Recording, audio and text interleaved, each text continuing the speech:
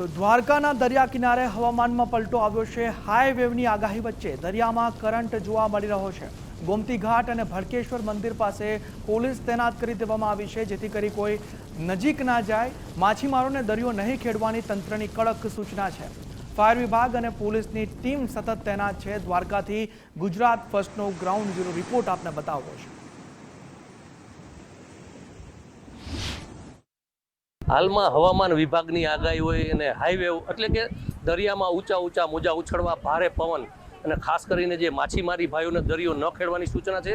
અને દ્વારકામાં આવતા તમામ જે સહેલાણીઓ છે, અહીં દરિયા કિનારે આવે છે, ગોમતી ઘાટ પર આવે છે, ત્યારે એમને બિલકુલ મનાઈ ફરમાવી દેવી આવી છે કે લોકોને દરિયાથી દૂર રહેવું। ઊંચા હાઈ ટાઈડ મોજા હોય, ક્યાંક ને ક્યાંક જે કોઈ જાનહાનિ થાય તેમને લઈને આજે ચુસ્ત પોલીસ બંદોબસ્ત છે। આપ જોઈ શકો છો ભડકેશ્વર મહાદેવ મંદિરે કે સહેલાણીઓ છે તેમને દૂરથી દરિયો કિનારો દેખાડવામાં આવી રહ્યો છે અને પોલીસ બંદોબસ્ત છે, કેમ કે હાલમાં જે દ્વારકાનો અરબી સમુદ્ર છે ત્યાં ઊંચા મોજા ઉછળ્યા છે ભારે પવન સાથે।